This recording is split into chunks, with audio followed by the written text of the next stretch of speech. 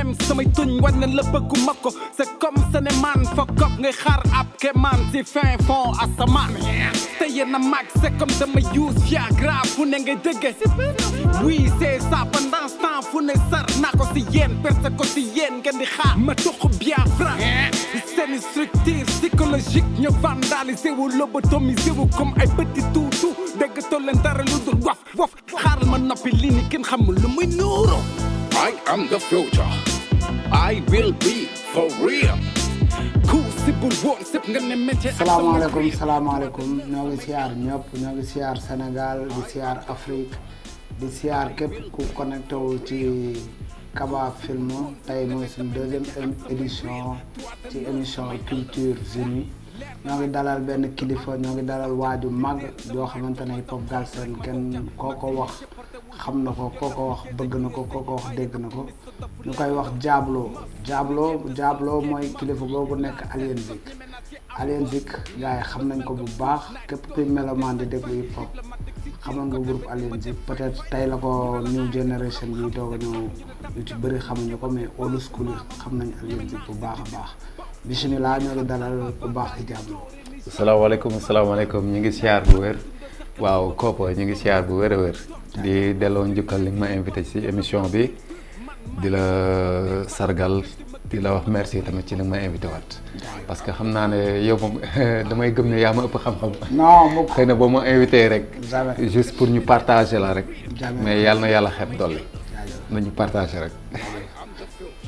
man moom wax dëgg yàlla li gars yi di laaj li Sénégal di laaj li seen public di laaj loolu laa leen njëkk a laaj mooy Diablo Alien Zik lan la gars yi mën a xaar ci moom pour l'instant.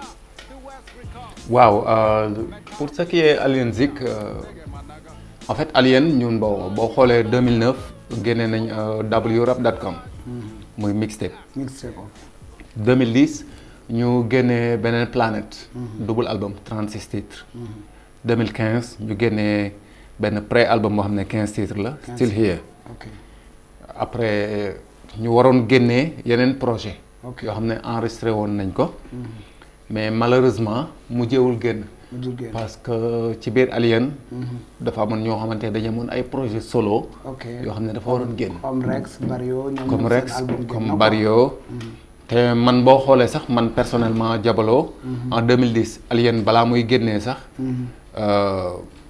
double album bi man génne naa sama projet solo Canada laa ko génnee donc xam nga après bi ñu demee ba 2015 bi ñu génnee Still Here 15 titres après il a fallu yenn gars yi ci biir génne seen projet solo tamit parce que nit soo nekkee ci mbir tamit nga bokk ay nit surtout ci musique jot na benn instant tamit li nga xamante ne yow c'est personnel war nga ko mën a génne bien sûr donc looloo waral mu yéex a génn mais enregistré nañ tout ce qui est projet album yi enregistré nañ plus de 2 albums sax non man xamoon naa ci dara parce que daan naa ñëw studio ba souvent mais li jaaxal gars yi mooy que dañ taxaw ba ci àgg dégg rupture bi mu amee dégg nañ gis nañ Barrio génne album solo ñoo ko doon suivre ci média yi mais waxul dara ci rupture bi Rex Tirano récemment tamit génne woon na albumam tamit boobu ba léegi gars yi ngi xaar man damay daje souvent gars yoo xamante ne ay fans Alien nag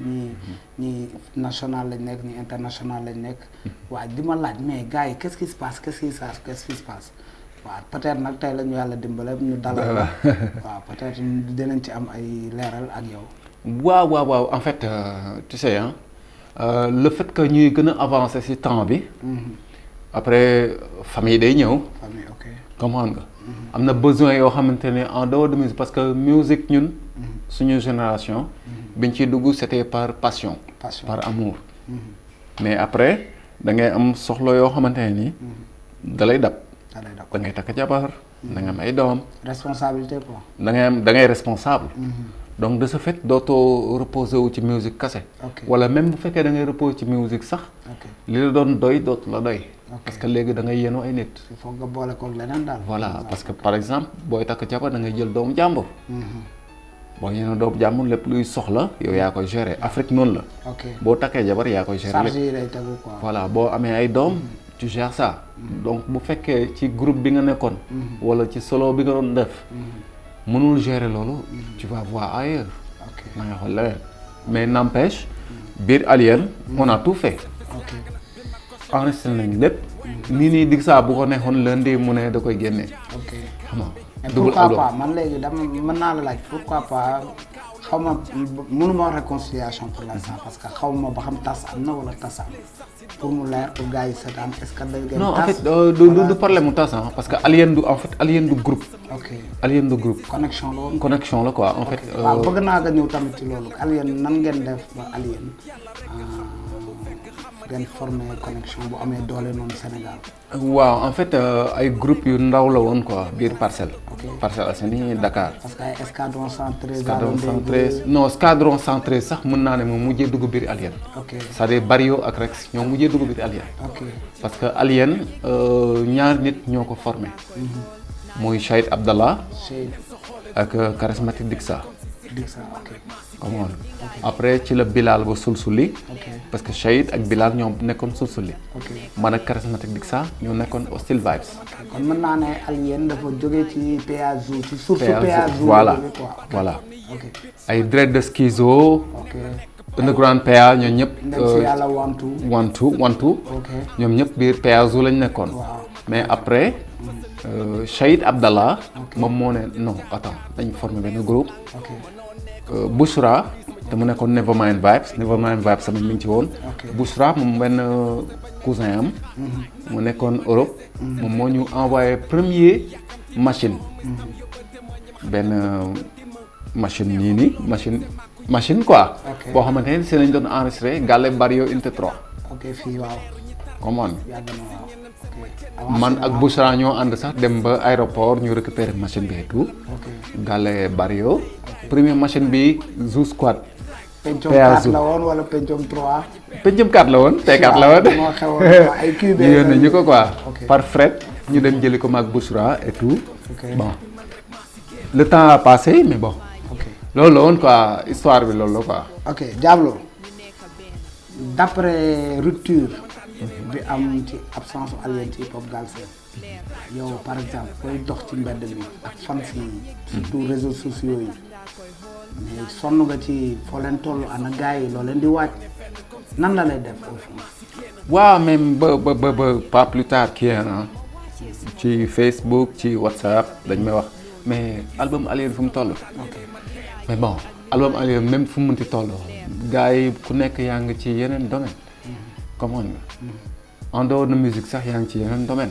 mais ba léegi li mu bëgg dégg non mais album bi pare na bu yàgg. mais gars yi amuñu temps pour toog pour jox loolu. pourquoi mais staff bi manager bi moo ngi fii jusqu'à maintenant. c'est bien sûr solo mooy pourquoi pas solo doxantu gis gars yi. mais parce que yéen seen liggéey du dee man je pense que kuy déglu Alien ba léegi boo xoolee album bi yi mujjee génne boo ko tegee tey da nga naan liggéey bi tey la. waaw mais liggéey bi moo continue bi moo dëgër quoi. waaw mais bon mais pourquoi pas. est-ce que par exemple gars yi bu ñu déggee ci par rapport ak émission bi duñ mën a dajalewaat gars yi parce que hip hop Galsen dafa soxla Alien. waaw mais en fait ñun Alien on n'a pas besoin pour nit ñi jàpp ci. que muy financièrement. que muy psychologiquement. on n'a pas besoin de ça mais yéen da ngeen mës a di demal seen bopp da ngeen yoroon seen studio bopp yëpp yéen a ko doon def. on a tout fait ñun suñu biir quoi. kon léegi luy problème bi. non le seul problème mooy que ne léegi ku nekk yaa ngi sa bagage su bopp xëy na peut-être dans le futur. bés bu ñu amee jot. nañ ko jox parce que déjà les sons sont là. ci tiroir yi lañ koy bàyyi. xam nga gars yi soxla nañ ko nag. am na par exemple ay groupes yu ma bokk. comme groupe Boom Bap. chaque 2 wala 3 jours ma balancer leen benn son ne leen ok sama tiroir laa ko jëlee ma balancer leen. groupe WhatsApp may leen ko groupe WhatsApp. Boom Bap. ça fait l'occasion gars yi ñoo leen di bëgg xam naa émission bi. waaw Boom Bap maa leen di bëggee chaque 2 wala 3 jours ma balancer leen benn son may leen ko. parce que ci tiroir yi la nekk. ma koy maye rek. après nekk si leneen. mën naa xam comme du man xam naa gars yi mais gars yi seetaan. mënoon nañ xam ñaata membre ñoo newoon biir Alien di rap. waaw membre Alien yi 6 la ñu woon. 6 ok. waaw parce que ñu bëri dañuy jaawale des fois parce que son yi mooy nax gars yi des fois 3 rap fii des fois 4 rap fii xam nga la plupart effectif yi duñ bokk son yi quoi. bien sûr. ok mais bëggoon nañ xam ku ci nekk turam. waaw da ngay am Shahid Abdallah. Shahid ok. da ngay am Charismatic Dixa. Charis. da ngay am Indis. Indis. da ngay am Barrio. Barrio. da ngay am Rexty. ok. da nga may am. ok. 24/7. ok. 24/7 moom moo nekk States. ok. Washington. ok. mais sinon yeneen gars yi ñu ngi fii n'empêche ay Dixa ñu ngi dem Boston di ñëw bon gars yi ñu ngi bougé di ñëw quoi. am na benn affaire bu am importance bu gars yi bu jaaxaloon gars yi di Alien di doog a ñëw ci Hip Hop Galsen mooy que seen sonorité dafa amoon doole seen mix ñëw en particulier quoi dama bëgg a xam kan moo nekkoon ci machine bi jamono jooju ci côté mix bi. waaw wala da ngeen ko doon sot. non en fait ñun dañ teel a bëgg musique boo xamante ni day neex côté sonorité. am qualité quoi. day am qualité ba pare day neex a déglu. day neex a déglu quoi man par exemple bi may xamanteeg Charismatic Dixa. même pas Charismatic Dixa sax bi may xamanteeg parce que man. groupe bi ma njëkk a bokk c'était Underground PA. ok. Underground man ak Dread de Schizo. ak Suprême ñun ñoo formé ndawoon Underground PA boobu ñu ngi nekk unité 19 CM unité 19. ak One. non boobu One Two seen grand frère la. One Two ñëw quoi. non One Two moo nekkoon grand frère pas Dread de Schizo mais. ay Alpha. voilà ay Alpha. ok. comprendre nga léegi man ñun ñoo bokkoon classe man ak Dread. comprendre ok. boobu ñu ngi def 5e c'était en 93. ñu formé tudd woon sax Underground PA ñu ngi tuddoon New Black Star. ok waaw Black moom. année 96 ba ñëpp Black mais dañ def benn une semaine rek. ok Dread de Schizo ne ma non foog ñu changer tour bi. def leneen ok. après ñu def Underground PA. mais bon Dixa bi ñuy xamante Shahid moo ñu boole. ok. boobu moom biir néegam mi ngi dëkkoon unité 18 Parcelles. côté casino. mi ngi yoroon matos complet. pour animation yi dem ngénte et tout affaire yooyu quoi. moom donc moom dafa teel a bëgg tout ce qui est sonorité boo xam te day génn. ok moom dafa teel a yeewu ci côté boobu quoi. kon moo nekkoon ci table bi. voilà kon mën nañ ne Dixa moom il est extraordinaire. non pas extraordinaire mais il a travaillé pour ça quoi. non mais jamono jooju mix yombul. non jamono jooju mix bu baax yombul quoi. moom dafa teel a privilégié que mu sonorité di sonner bon. que li ngay rap quoi. ok bu ñu jógee foofu Diablo. dama déglu ñaari track ci sa album bi waaj a ñëw affaire bi jaaxal ma trop parce que niveau bi dafa kawe trop par rapport ak li booy di def may laaj buñ paree def séance d'écoute bi yaa fi ma fa sefes yàgg na bi ma ko sefes jeng na weng na si dox mam te moom joomi na si jaam yi si kaam bi waxatuma mbokk yi jege maam bi di xaañ ji samay doomi kaaw la ñuy jàng buñ dégloo son ba pare may laaj par rapport ak afro beat yi booy jël ak beat machine yenn xeetu musique yi booy jël pourquoi nga resté ba léegi Diablo ak mode xeetu bind bi ak flow bi ba léegi dañuy gis Diablo mu évolué ci beneen xeetu musique mais teewul ba léegi lam daan def lay def ba léegi différence bi am li gars yi di def nii ak li ngay def laa bëgg a xam lan moo la bàyyi foofu ba léegi. waaw en fait man par exemple sama petit frère day rap High Tones moo nekk Cosa Nostra day def drill day def trap na leen même man sama track yi des fois nga sentir si trap whatever yaa xam looy sentir mais bon du ma blâmer kenn man tout le temps damay wax li ma sentir laay def li may def moom laa sentir boo ko sentirul nga xool leneen c'est simple man li ngay def su ma ko sentirul ma xoolee leneen. mais son bii ñu déglu léegi bi koy bind ci yan intention la la fekk parce que bind bi dafa kawe quoi yow nooy bindee mën nañ ne Diablo guddi lay bind parce que jaaxal nga ñu bëri quoi. waaw man en fait léegi laay wax quoi maanaam ça fait peut-être 10 ans du ma préféré bind à l'avance. je préfère ñëw ba studio toog nga tegal ma beat bi ma bind suulu ko feeling bi ma génnee ko quoi bëgguma di bind muy doon loo xam ne dafa prémédité. je préfère sur le tas ma bind ko. mu ñor ci saa si. ma prise ko quoi. ma des fois damay dem studio.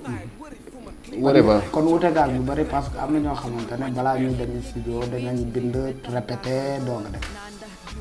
waaw bon loolu bon par expérience. sa début daan nga ko def quoi yow. non en fait ñun Alien lañu teel a tàmm loolu quoi da nga dem sa yoon nga bind. nga bind quoi dem sa yoon xam nga sinon boo yéexee tuuti ñu ne non garaawul yow bàyyil keneen jël sa place dañu teel a tàmmal loolu quoi donc de ce fait man je préfère dem sur le temps ma bind. feeling bi may sentir ci noonu sur le champ ma bind ko quoi. mais ñu li ñu dégg neex na neex boo xam ne doyoon nañu album bi ñaata titres. en fait album bi bon gars yi nee nañ mën naa ko def 15 titres. instant yii ñaataa pare. disons double album. minimum 20 maximum. disons 36. kon donc mën nañ jàpp ne fii léegi 1 mois 2 mois mën nañu am exclusivité. bien sûr. incha allah. bien sûr balaa ñuy quitté fii sax ma jox la exclusivité. waaw loolu Kaba film gars yi dañ ko gëmee xam naa kon gars yi fi lañ koy njëkk a ñamee mais avant tout li ñu leen jot a jox ci coupure bi passé fa la ñuy yem ak yéen après loolu ñu doog a xool nan lañ koy liggéey kilifa gi. amul benn problème. Dia mën naa la laaj par exemple tey mën nañ na Diablo marié na. en fait j'étais marié mais dama divorcé. kon mën nañ na Diablo dafa am déception ci mariage. non pas déception. wala. non mais en fait wala ndogalu yàlla. non pas ndogalu yàlla sax mais tu sais hein yàlla mooy tudd nit di ànd. yàlla tamit mooy tudd nit di tàqali ko. tu sais man mooy dama am benn philosophie mooy que ne mieux vaut être seul que mal accompagné. vice versa hein. que muy sama côté que muy côté soxna si. te franchement sama mariage bànneex rek laa si jëlee quoi bien vrai que ni mu mujjee. j'aurais pas voulu mu doon loolu mais am naa ci tout tànk. macha allah papa Demba alhamdulilah. la ko yàlla def mag. amiin papa Demba sama baay faal bi. alhamdulilah donc bon.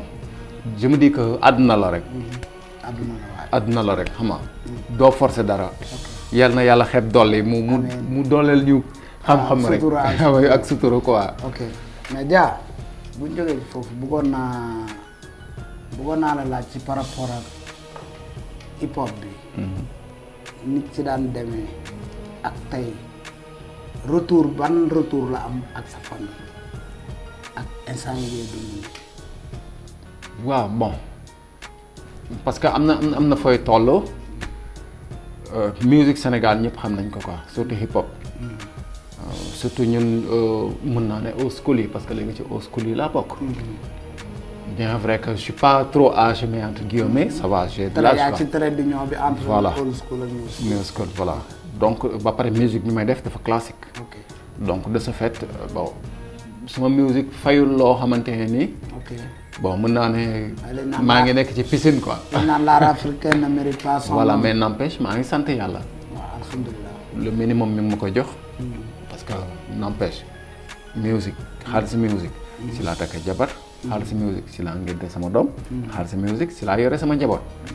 alhamdulilah maa ngi sant yàlla. alhamdulilah. te xaalis musique ba léegi si laay évoluer. li ma soxla maa ngi koy def. donc sant yàlla. j'ai pas de millions j'ai pas de milliards. mais sant yàlla. n'empêche connexion yi ak yi ma am tamit sant yàlla. mën nañ xam sa position ci wàllum politique. politique par rapport ak lan. par rapport ak pouvoir bi ak opposition bi fan lañ mën a féetalee Diablo. bon man par rapport ak politique c'est simple élection bu amee ma dem féetal ki ma soxlaal. mais ci album bi mën nañ ci xaar benn son boo xamante ne day engagé ci côté politique wala. non en fait album bi ni ma ko joobee c'est loo xamante ne ni c'est personnel. c'est personnel quoi bëgguma dévoiler titre bi. moo tax waaw. buñ la ko ñaanee rek ñu koy may. waaw album bi en fait c'est personnel quoi.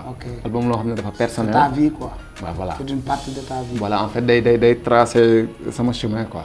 bien vrai que chemin bu gàtt la. am na ñoo xam ne ñoo ëpp chemin buñ parcourir. waxuma ne maa gën a parcourir quoi mais bon. le minimum que j'ai eu à parcourir bon moom laay retracer ci album bi quoi. kan moo koy produire. man maa koy produire. autoproduction la. kan moo def son yi. son yi en fait charismatique Dixa.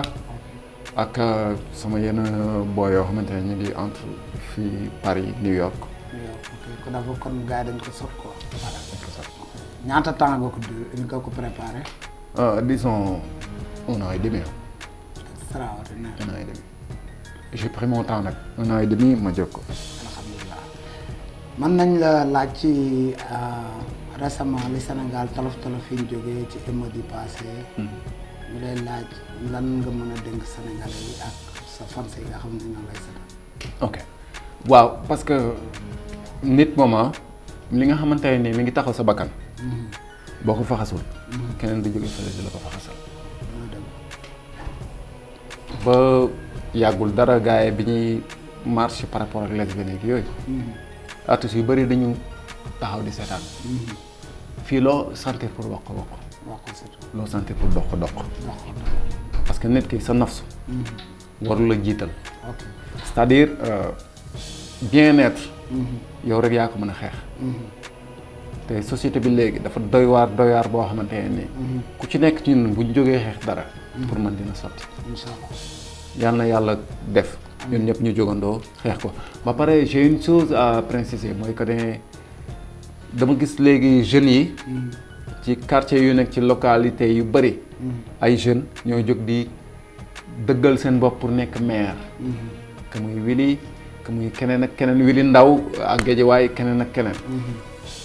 waxuma ngeen votel kenn. mais j'aime bien gis ay jeunes.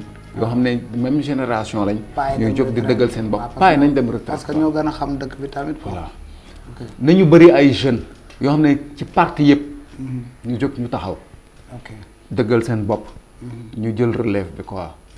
je pense que message boobu message bu fort la waaw il faut Sénégal jeunes yi jël relève bi parce que paay tamit seen wàllu wéy na je pense que tamit ñiy déglu askan bi tamit dinañ jàppale booy yi nga xamante ne bëgg nañ jël maire yi mais bu ñu jógee ci loolu du ma la bàyyi am na loo xamante ne foofu tamit ma laaj la ko. mooy que est-ce que tu es prêt pour que Alien ñëwaat sur scène biir Sénégal. waaw Alien buy ñëwaat sur scène moom dañ may fay 500 millions. waaw li nga wax compliqué. dañ fay 500 millions loolu du tontu ah. waaw non mais non sérieux parce que boo ko waxee 500 millions de loolu mënul nekk. non mais sérieux nag ah. non mais man charismatique di saa bu ma woowee par exemple. léegi nii. ne ma jàmbaar.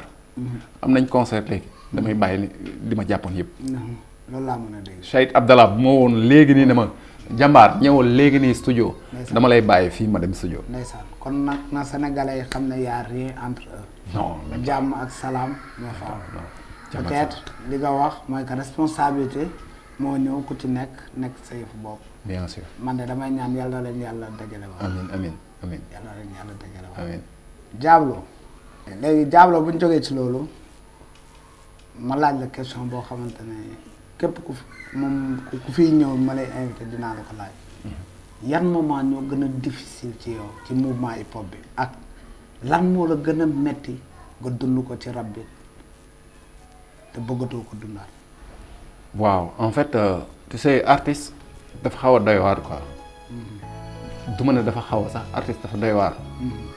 pas que damay jël artiste di ko mettre sur piédestal c'est-à-dire damay garaawlu wala yooyu. mais artiste moo nekk koo xamante ne ni muy réfléchir. bokkul ak commun des mortels bi. c'est-à-dire ñun artistes yi. dañuy am yëg-yëg sensation yoo xamante ne ni. du keneen ak keneen moo ko yëg. des fois dañuy nekk ci problème yoo xamante ne ni. pour ñu faj ko. dañ koy faj ak problème. c'est-à-dire que muy alcool. que muy tox wiit. yamba. que muy jël brown. whatever ak lu mënti doon. mais culture sénégalaise duñ ko gisee noonu. dañ ko diaboliser quoi. dañu jàpp ne kii dafa jël yoonu bon. alors que ñun ci loolu la ñuy rabattre wu quoi. man li nga xam ne maa ngi koy regretter. mooy que ne toll naa benn instant boo xamante ne nii dañ daan war a dem concert Alien Zik sax da ngay sentir mal tellement. mal bi mooy peut-être ci vie privée bi day répercuté par rapport à sa vie artistique. da ngay naan pas possible. da ngay naan alcool pas possible wala da ngay tox bon pas possible. mais ñi la war a encercler duñ la encercler moo tax loolu dama la ko ciy ñaax. boo mënee teg structure boo xamante ne dina mën a encadrer que muy artiste que muy lu mu mënti doon. ñoo xamante ne dañuy nekk ci problème yooyu. xëy na tey jii maa ngi sant yàlla. sànq am na loolu souligné yaa ngi naan presque boo demee ci asile des fouilles fii au Sénégal 40% yi c'est des artistes. boo demee dalal xel boo demee dalal jàmm. boo duggee 40% ñi ngi fay fekk yëpp. mais pardon mën naa la laaj lan moo tax ci milieu artiste bi drogue bi naan bi ak tox bi dominer ko noonu. waaw parce que artiste moo mel noonu artiste baal ma ci wax moo ne sexe drogue. musique moo ànd ak loolu. musique moo ànd ak sexe c'est-à-dire ak jigéen. musique moo ànd ak dox. musique moo ànd ak sàngara. leneen te mooy li ñuy wax sàngara bu ngeen day bindee ñaawteef. comprendre mais n'empêche am na ñoo xam ne dañuy fexe garder conscience boo xamante ne duñ si dugg. mais c'est pas facile. c'est pas facile. te tamit ku ci dugg. ba suux bu ko blâmer. boo ko mënul xeetali. mu génn ci. boo ko mënul xeetali mu génn ci. bu ko blâmer tey jii boo demee ci hôpital yi. même ba fan bii nii fan def naa fa 15 jours yoo xam ne nii mais bon ay artistes rek laa doon gis ñoo xam ne dañuy ñëw parce que dañ feebar. kenn du ko xam.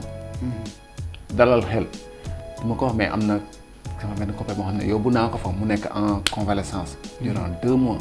sama benn grand frère copain yóbbu naa ko fa. 2 semaines ba après fa la décédé. kenn gis naa fa ay artistes duñ ko wax fenn mais réalité la bu am. mais kenn du ci jóg. mais kon looy ban message day lancé sunu rakk yi nga xamante ne ñoo ngi dugg ci musique bi te sóoraale wu ñu drogue beeg naan beeg dox bi ban message la ñuy sax. waaw xam nga xale moom boo ko waxee rek day jàpp ne kii dafa jeexal. loolu lañ lay teel a wax. ne la waaye grand bi. ancien gloire la booy dugg ci art bi. waaw li may wax mooy ñu conscient tuuti. moytu. ba pare am objectif. c'est-à-dire mooy li anglais di wax focus. ñu focus. objectif boobu moom la ñuy viser. parce que ñun ñëpp judduñu ak kuddu or quoi. ñun ñu koy sexal.